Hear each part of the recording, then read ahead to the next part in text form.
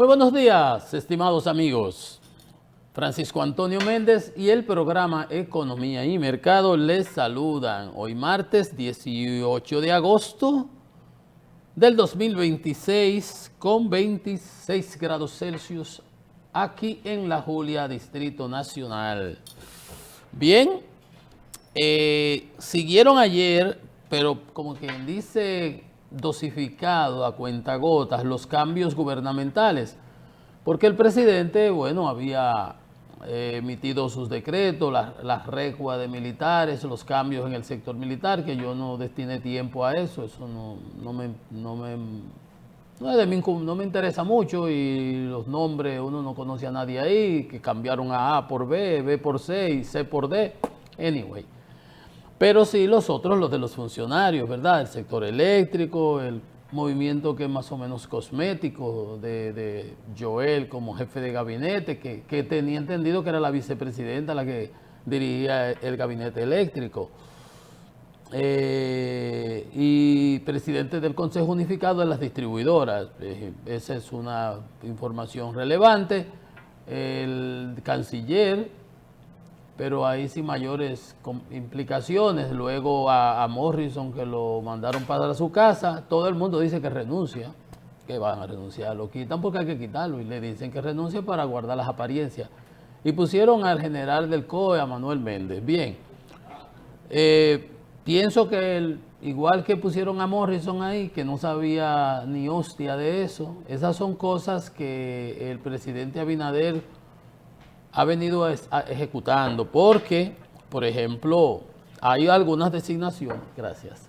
Por ejemplo, cuando quitó al tal Bartolomeo, ¿se acuerdan? El que tenía los líos en Opti, con los arrendamientos, los alquileres de los locales, carísimos, y el escándalo de participación ciudadana, un flaco aquel, Bartolomeo, él lo quita y en lugar de mandarlo para su casa a freír papa, lo designa en la OASI. O la OASI tiene que ver con aviación civil. La aviación civil, las reglamentaciones y todo ese tipo de cosas allá en Ginebra, con un sueldo a lo mejor de 20, 25 mil dólares, no sé, lo que fuere. Pero un tipo que se montó un avión, si acaso se montó un avión, fue para viajar a Puerto Rico, para decir algo. O lo que sea, lo importante es que no tenía expertise sobre eso.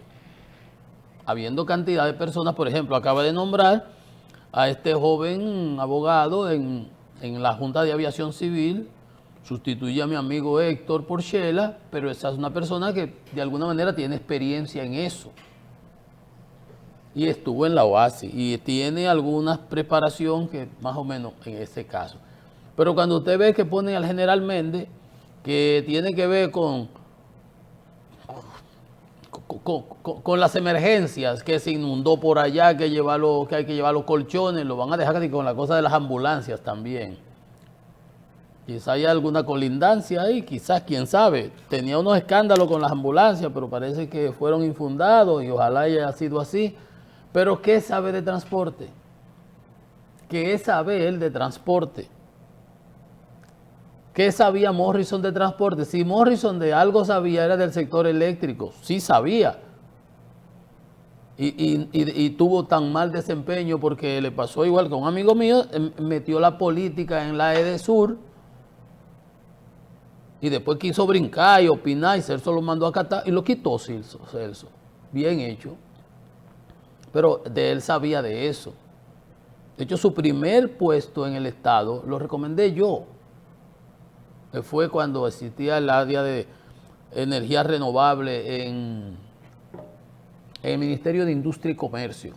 En aquellos tiempos, él y yo estamos en un libro ahí, que estamos un grupo de personas, Ramón Alburquerque y un grupo más el difunto. Bueno, entonces él sí sabía de eso, pero fracasó. Duró 5 años en ADIE, representando al sector en las empresas generadoras. De ahí lo captaron y le crearon ese partido. Una familia importante, poderosa, para que ese partido se lo pasara a David Collado, y engañó a Collado y se quedó con el partido. Sí, así fue. Y David Collado tuvo que ir de candidato a síndico por el Reformista, creo que fue.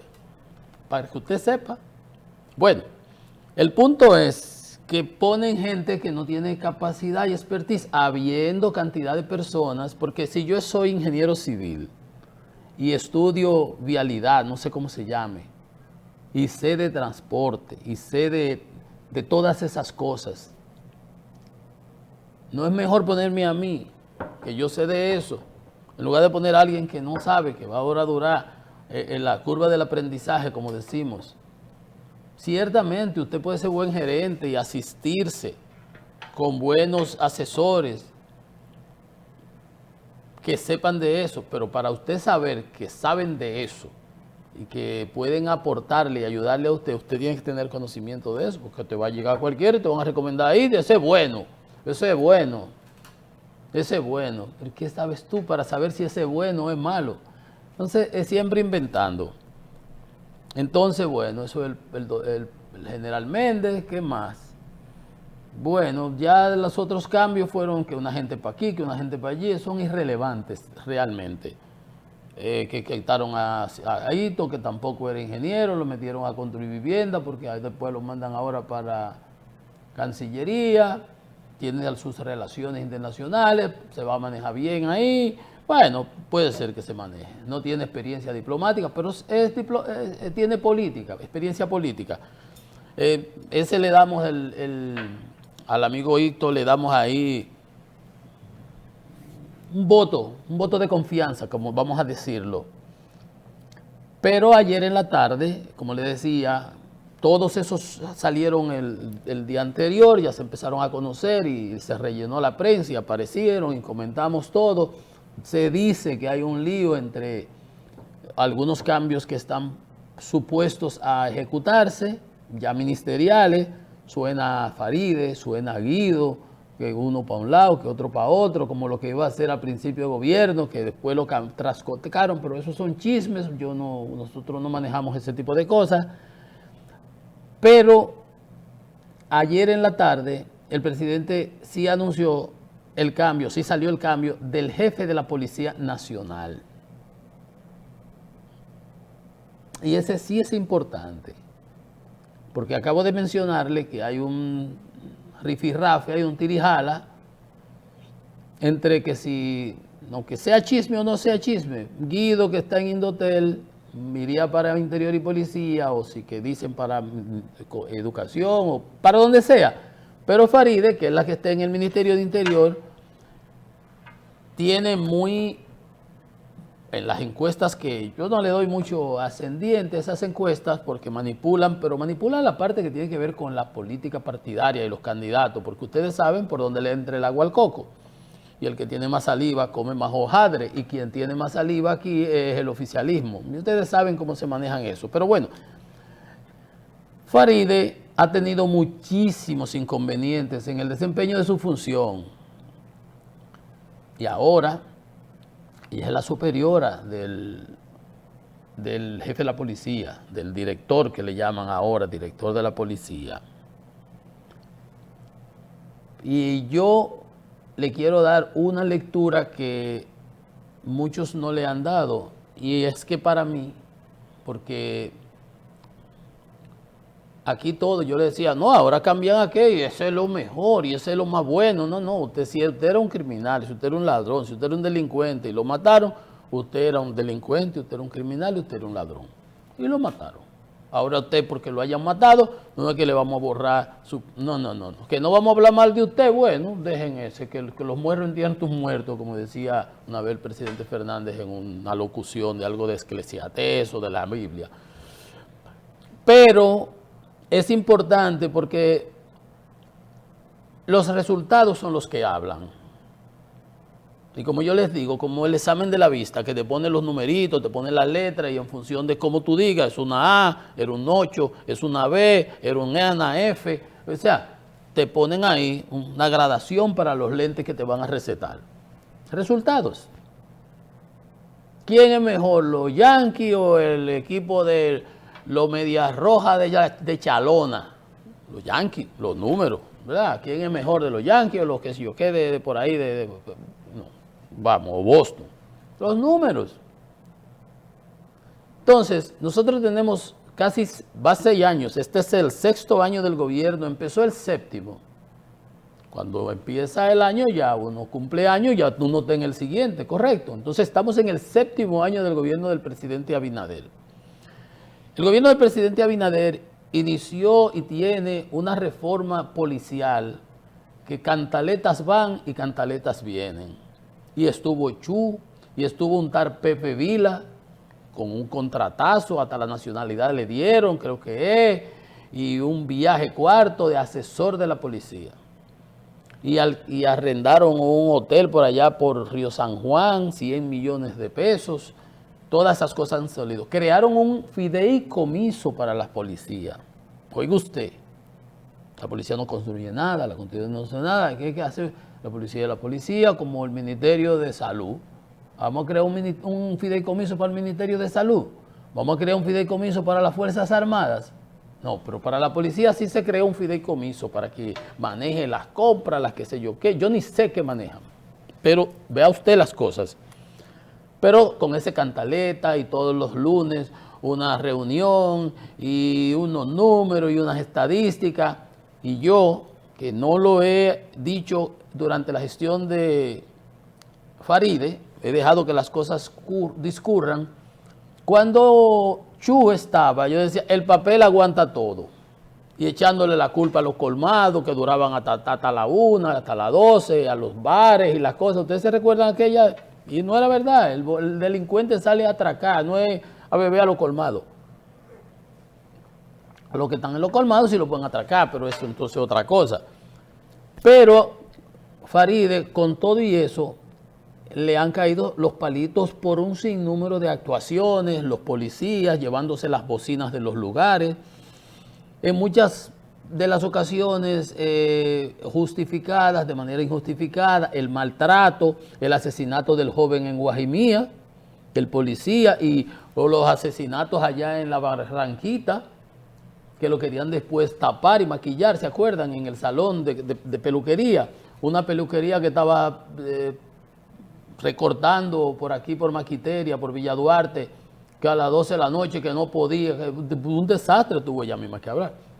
Son tantas cosas que han ido sucediendo que han minado la credibilidad de la institución y de la propia ministro, y es una papa súper caliente.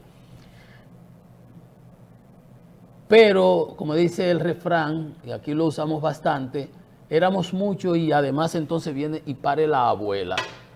Porque a este señor, jefe de la policía, yo le digo jefe, al director de la policía, lo nombraron hace 6 meses, fue en febrero, para sustituir al anterior que había sido el de seguridad de Abinader, del candidato Abinader, del presidente Abinader, y que lo quisieron involucrar en el lío de la Junta con un técnico de Codetel, ¿se acuerdan? Y el presidente lo había nombrado en Intran, en lo DGC, en lo AME, las cosas de esas, y después lo nombró en la policía, duró poco ahí, el otro, a Guzmán Peralta se llama el general que sustituyó, y este Modesto Cruz, primera vez creo que menciono su nombre, que es el jefe de la policía actual, lo nombraron hace 6 meses.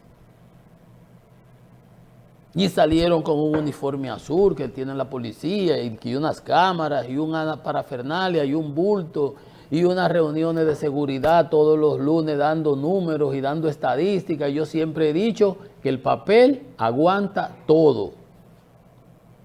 Y aquí decimos, mira aquí la queja en Los Alcarrizos, que en La Palma de Herrera, que en Jeringa, aquí en San Cristóbal, que por aquí, por el Santo Domingo Este, donde quiera, cantidad de quejas por la delincuencia, hasta en barrios residenciales de la ciudad. Yo decía, entonces, ¿cuál es el éxito que tanto se pregona y los logros y la reforma policial y el desempeño de la policía y del gobierno en cuanto a la seguridad, cuando la seguridad lo que ha ido es degradándose y la delincuencia ha ido en aumento? Porque es que la narrativa y el discurso tienen que compaginar, de alguna manera, tener alguna cercanía, si acaso, con la propia realidad. En los barrios la gente no puede salir, y ahora viene el otoño y luego el invierno y amanece oscurísimo. Ahora está claro en verano y de noche uno sale y llega a su sitio donde va todavía con claridad si va para el interior. Pero ya ahorita, entonces de nuevo viene la situación. Entonces, como yo decía, éramos muchos y vino y parió la abuela. Ese cambio del jefe de la policía, el caso de que fue porque en Navarrete le entraron a tiro, él fue a supervisar y la huelga en Navarrete era de 2 días y la entendieron por 1 día. En San Vito, en Moca, aquí lo anunciamos, iba a haber otra huelga, se hizo también. Él no tiene que ver con eso, porque el jefe de la policía no tiene que ver con las huelgas. Las huelgas se hacen por incompetencias gubernamentales, carencias, las interrupciones, los apagones, todo lo que los grupos propugnan. No es el jefe de la policía el que tiene que ver con que las huelgas la prolonguen o no la prolonguen, o que a él le hayan entrado a tiro, le hubieran entrado a tiro a cualquiera que pasara por ahí, si algún loco empezó a tirar. Y en una huelga los policías tiran, y si del otro lado, y en Navarrete y Licey al medio y esos sitios, aparecen unos desaprensivos que de los del Falpo y esas cosas que están en el gobierno, pero parece que no le han dado nada y andan ahora regados por ahí también.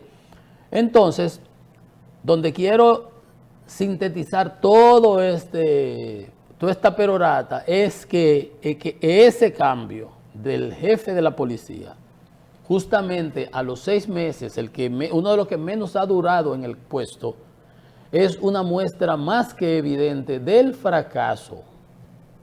Sí, porque es que aquí nos gusta dorar la píldora. Si te ponchaste 3 veces, ese juego, tú fue un desastre.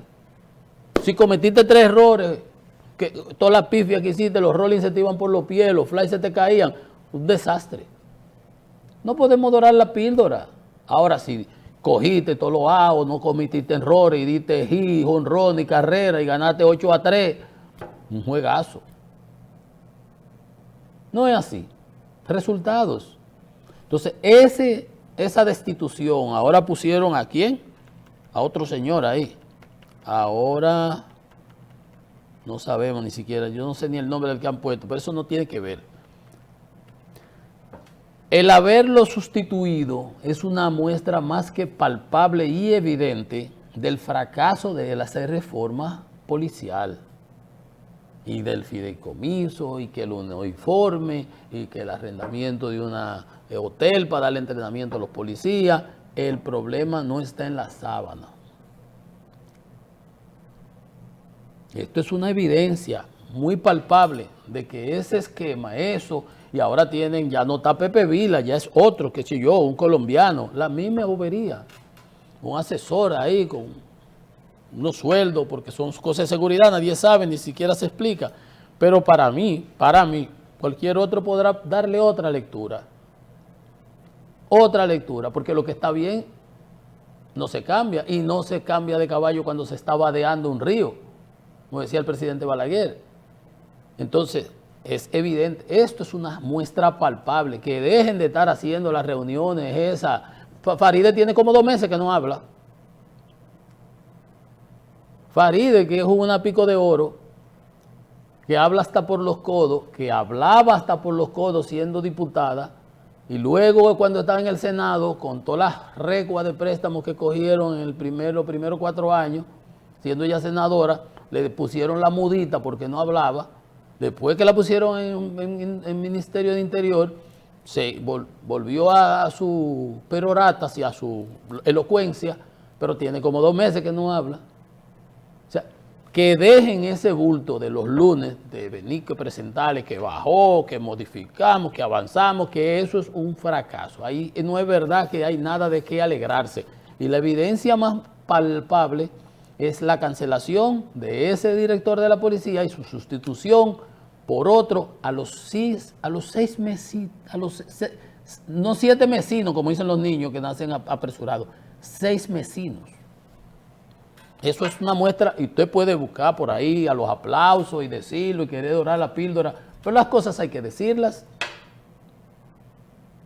Si dio muchachos ahí dominicanos nuevos que lo acaban de subir, el primer día que lo suben en la Grandes Ligas, de los Cardenales, del mismo que estaba Pujol, Albert Pujol. 3 jonrones en el primer día de su que lo suben a la Grandes Ligas. Joshua Baez, un muchacho dominicano, americano, de esos que nacen aquí, que están allá, que son de aquí, que son de allá, que el dominicano nació donde le dé su gana. 3 jonrones. ¿Qué usted puede decir, ese muchacho? Es una cosa extraordinaria, eso es lo que hay que aplaudirlo. Pero si el muchacho se poncha 3 veces, no sale ni en los periódicos, no sale ni en el periódico de Cancalarrana. Y así está esto. Entonces aquí nos gusta, usted sabe, no, y porque él era académico, que si no era académico, él fracasó, pero no es él el que fracasó, es la reforma, es todo lo que se ha venido haciendo. Y es una evidencia palpable, desde mi punto de vista. Usted lo podrá poner como le parezca, pero esa es la realidad. Bien, miren, aquí siempre hay unas cosas que uno no sabe por qué suceden. INAVIE defiende transparencia en la licitación del almuerzo escolar. Ayer estaba el Ministerio de Educación rebatiendo a la ADP y defendiendo que no eran 474,000 estudiantes, sino eran 9,000 los que se iban a quedar fuera de las aulas. Yo decía, pero como quiera que sea, no debieron haberse todavía, ¿verdad?, quedado ni siquiera uno. Porque todos los septiembre vienen, ¿se acuerdan todo lo que yo decía ayer? Bueno, no voy a repetirme. Pero la diferencia entre en un dato y otro es de 98%. 2% es lo único, ¿verdad? 9,000. Bueno, ahora tiene INAVIE que defender la transparencia de un almuerzo escolar, de unas licitaciones que hizo, 58,000 millones, creo que son 58,000 millones de pesos, hubo 2,600 oferentes, se hicieron 1,729 adjudicaciones. La institución dijo que se hicieron las evaluaciones, se visitaron las cocinas en donde tenían que prepararse, se precalificaron los participantes. Luego de lo que se precalificaron, un sistema digital asignó automáticamente los grupos, las escuelas que correspondían, como las bombas que tienen que quedar a determinada distancia una de otra, y las farmacias. Y ahora la INAVIE se desliga y dice, eso fue automático, un sistema automático, como si el negro pega con todo, como ese refrán que dice, el negro pega con todo. Pues si eso es automatizado, un sistema digital, pues eso es lo último, lo máximo. Sí, pero los sistemas digitales se manipulan, los sistemas digitales tienen un backdoor, le llamamos, una puerta trasera para, no digo que sea, pero hay una denuncia entonces, y lo comparo con lo de ayer. ¿Por qué tenemos que estar a la defensiva, teniéndonos que estar defendiendo en las instituciones cuando las cosas no debieran ser así? Mire, este abogado, respondiendo denuncias de empresas que participaron, denunció el señor Juan Antonio Capellán, hace esta denuncia. Yo no sé si es verdad, pero hay una denuncia igual que la de ADP. Y usted ve las cosas y dice, pero no parecería que se van a inventar todos estos porcentajes, estas estadísticas, este tipo de cosas. Entonces, mire usted, oiga lo que él dice. Denunció que el personal del INAVIE, que ahora dicen que aquello se adjudicó digital, cobraba de 20 a 25 millones de pesos para licitar las cocinas del almuerzo escolar, cocinas que no existen. ¿Usted está oyendo? Él se va a inventar esos 20, 25 millones que están cobrando. O sea, tenemos que estar todos locos o haber perdido la razón y el juicio. Dijo que habilitaron cocinas que estaban inhabilitadas, que unas que no existían. Eso una vez pasó también con unas fábricas que tenían que fabricar los polochés, zapatos que ni existían, y se le asignaron a gente, después iban a importar. Dice que las irregularidades también alcanzaron la confección de zapatos escolares. ¿Usted ve? Entonces, yo no sé por qué el que estaba en INAVIE, un señor que había sido de esos dirigentes empresariales de Jaina, cuando la Asociación de Industria de Jaina era la Asociación de Industria de Jaina, es una manera que nosotros tenemos de decir, ¿no es verdad? Cuando allá estaba don Antonio Isaconde y esas personalidades que tenían peso específico y antes participaban mucho en la vida.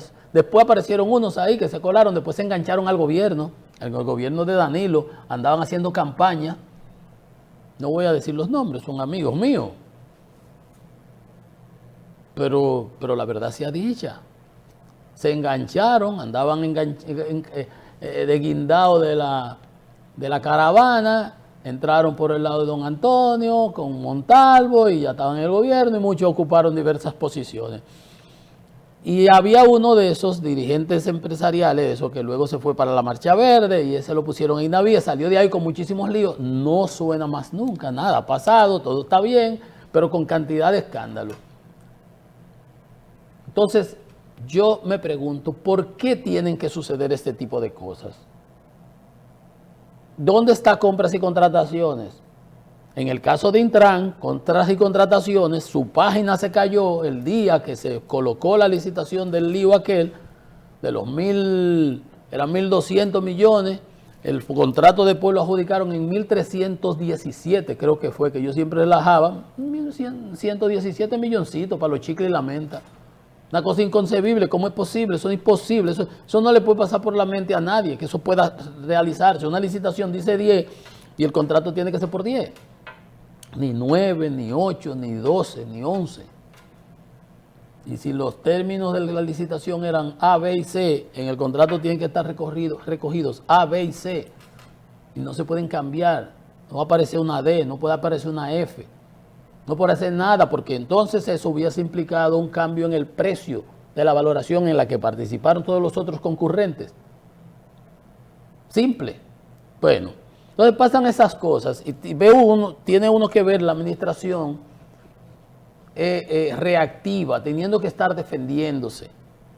La denuncia de los libros, modificados los textos, ahí salen otros defendiéndose, porque siempre va a ser así. Pero yo aunque le doy el beneficio de la duda a las propias instituciones y que expliquen y que se defiendan, pero no me parece a mí que alguien sea tan anormal, aloqueteado, díscolo para decir que estaban pidiendo 20 y 25 millones para habilitar, porque aquí sabemos cómo se manejan esas cosas. Y cuando INAVIE responde, ahora dice, se hicieron, se calificaron, se precalificaron, se revisaron, fueron y se visitaron. Y un sistema digital automático designó en función de las distancias, donde había una por la distancia, la geolocalización. Todo eso está muy bonito, pero eso no responde a la denuncia. Eso es como una bomba de humo, de esas que usan en la policía, los SWAT, que tiran unas bombas que explotan y hacen un humazo y ellos entran ahí. Eso es como una bomba de humo, eso no respondió nada de lo que dice el tipo el señor, abogado que denuncia puntualmente una denuncia de que estaban pidiendo de esa cantidad de dinero. Entonces, igual que lo de ayer, con desglose, y después salen los periódicos, con lo de ayer dije, no te preocupes, hoy estamos a 17 de agosto, eso era ayer, vamos a hacer, veremos el 17 de septiembre, dentro de un mes, cuando arranque la clase, si lo que dijo ADP es verdad o lo que dice el MINER es verdad, porque entonces, pero no parece lógico ni siquiera tener coordinación, que se van a inventar todas esas cifras, todos esos números, esas proporciones, esas estadísticas, no parecía lógico, no parecía lógico. Bien, bueno, ayer el Tribunal Superior Administrativo, ante una acción interpuesta por el Fondo Patrimonial de las Empresas Reformadas por incumplimiento de contrato y de la concesión, canceló la concesión de Falcon Bridge, de Falcondo, que no estaba explotando desde el 2023. Se puso fin a una relación contractual de casi 7 décadas sobre la concesión Quisqueya 1, ubicada entre La Vega y Monseñor Noel, ahí Falcon Bridge, que estaba paralizada desde el 2023 y no presentaba informes semestrales ni de progreso del año 23, 24, 25, ni los informes anuales. yo espero que eso no tenga mayores implicaciones a nivel internacional, porque falló un tribunal y está incumpliendo realmente la concesión y los contratos, y el Estado tiene la total, plena libertad de actuar en su jurisdicción, que es el país, en función de las leyes nuestras, y si se están violando y no se han cumplido, está bien que Fomper actuara de esa manera. Yo lo veo bien. Yo no sé si eso pueda tener algunas otras implicaciones, pero a nivel internacional digo. Pero si la empresa está incumpliendo, se le extinguió la concesión y un tribunal ha fallado. Que apelen ellos y vayan por los canales adecuados. Miren, ayer el presidente Donald Trump amenazó a Oman, con quien Irán ha estado, de acuerdo al memorándum de entendimiento, estableciendo unos acuerdos para cobrar un peaje después que se pasaran los 60 días del memorándum, que ya vencieron ayer, por cierto. Y Trump dice que le va a entrar a bombazo a Irán, a Oman también, un aliado de cientos de años en la zona. Oiga cómo es que está el hombre. A un aliado. Sin embargo, los ejercicios militares que correspondían a hacer con Corea del Sur, en donde hay tropas norteamericanas defendiendo para protegerla de Corea del Norte, después de la guerra del 1953, la guerra que hubo con Corea, donde se dividió en el paralelo, no me recuerdo el número, 43, el que sea, el paralelo que le corresponda, y se dividió de allá Corea del Norte, que es el desastre ese comunista, y de este lado Corea del Sur. Pues que él se lleva muy bien con el loco de allá, con Kim Jong-un, porque él lo respeta. Seguramente que Jong-un por detrás se ríe de él, que él lo respeta. Oye, cómo que se manejan ahora las relaciones de los Estados Unidos. El aliado, que es Corea del Sur, de toda la vida, ahora Trump está guapo con Corea, igual que con Europa, porque que no lo quisieron ayudar en esa guerrita fácil, aunque él no necesita ayuda, dice él nunca que no necesita ayuda, pero está si no la necesita, ¿para qué la solicita? Porque nadie se iba a meter en ese lío que él empezó en Irán sin consultar a los aliados para que después se metan los otros. Si él no ha podido en 6 meses resolverlo, ahora está amenazando a Oman, a un aliado. A Corea del Sur la va a dejar en el aire porque él se está llevando muy bien con que él no va a hacer esos ejercicios porque esos ejercicios son inapropiados y son una provocación a Corea del Norte, que anda tirando misiles a Japón, bueno, ¿no?, al mar de Japón y hasta los Estados Unidos en el Pacífico, ¿verdad? Oiga usted cómo se está manejando la política norteamericana exterior. El daño que el presidente Donald Trump, en mi opinión, le va a hacer a los Estados Unidos, él dice que será el presidente de mayor consecuencia en la historia. Él lo dice en el sentido, supuestamente, interpretándolo en el sentido positivo. Yo lo veo desde el punto de vista negativo. Ayer hubo una encuesta de Reuters donde le dan 33% de valoración positiva. La más baja, presidente alguno en ejercicio ahora mismo. Y 64% negativa. La guerra de Irán, 74%, 80% está en contra. El petróleo ayer se disparó, se había controlado y ayer se metió en 84,50. Después de estar en 82, son casi $3 más. Y ahora mismo en tiempo real, subiendo de nuevo, está en 85,15 en la Bolsa Mercantil de Nueva York. Imagínese usted cómo es que se están manejando las cosas. O sea, ha subido de ayer para hoy, ha subido 1,11. Y ayer subió como 3%. Entonces, uno no sabe en qué esto va a parar porque las cosas como se están manejando en la política exterior norteamericana, impuestos a los aliados, hasta nosotros nos metieron 12,5%, más 10 los otros días, bajo argumentos que son irreales. Quería anexarse a Canadá, quería anexarse a Groenlandia, quería anexarse al canal de Panamá. Dice que todo el hemisferio norte, aquí, toda esta parte de allá para arriba le pertenece a ellos. Dice que va a ocupar, que el estrecho de Hormuz lo va a intervenir, se lo va a Estados Unidos a anexar. que iba a cobrar los otros días $20, ¿cómo es? Un peaje de 20%. Locuras como esas, señores, son las que están toda la prensa internacional al garete, asombrada. ¿Pero qué es esto? Ahora Kim Jong-un, que es el enemigo, el eje del mal con Irán, Rusia y Estados Unidos,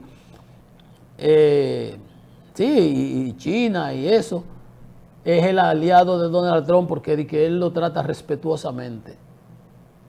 Y el aliado eterno de la guerra del 53, 1953, de la guerra que hubo en Corea, que dividió a las dos Coreas, hay una zona desmilitarizada, ahora el aliado a patada lo trata, porque no lo quiso ayudar, acompañar en su aventura, en el lío que está empantanado ahí en el estrecho de Hormuz, y el petróleo, mire cómo va para arriba, y va a seguir subiendo.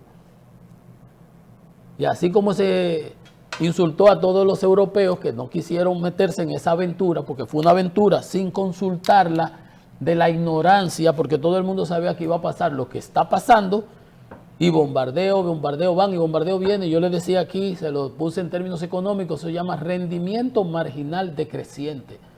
Más bombardeo no te iban a dar absolutamente ninguna ganancia estratégica. Podrá destruirlo todo. Irán gana aguantando, solamente sosteniéndose y cerrando el estrecho. Tenemos control del estrecho de Hormuz. Si tuvieras control del estrecho de Hormuz, no tuvieran $85 el barril ahora mismo y estuvieran pasando 130 barcos todos los días.